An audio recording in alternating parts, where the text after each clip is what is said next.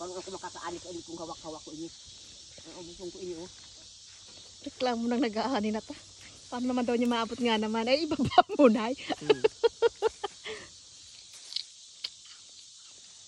Harvest si nanay ng bayabas. Ito. Lalaki. Kunin mo lang yung basket niya. Ito pa. Pili mo yung walang buyok. Tapos nalaglag sa ulo mo na. May buyok yan.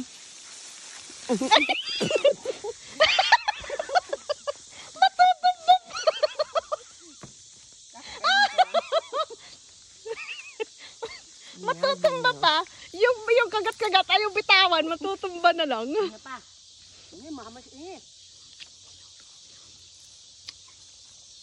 Mahamas ini ah. Ah, buyok. Mahamas ini.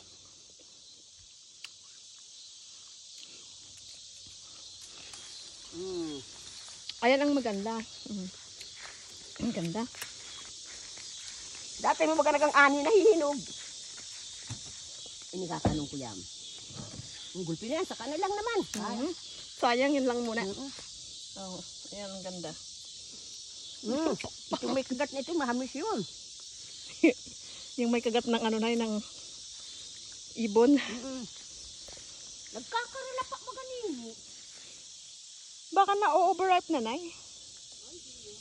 Kaya nga sabi ko anihin na eh.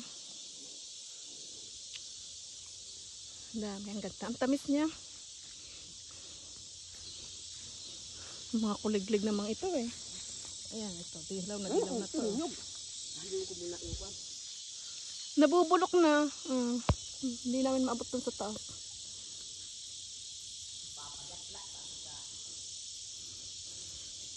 Ito.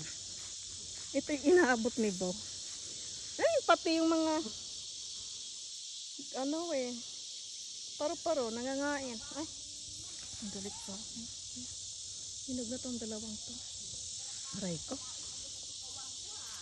Yan, ang aming pera. Last year, wala kami nakuha dito eh. Dahil inani ng mga, mga wild animals. So, ayan, nilagyan ni nanay ng net. Talino ni nanay eh. Hindi naakyat ng mga squirrel. Hayan! Bye-bye!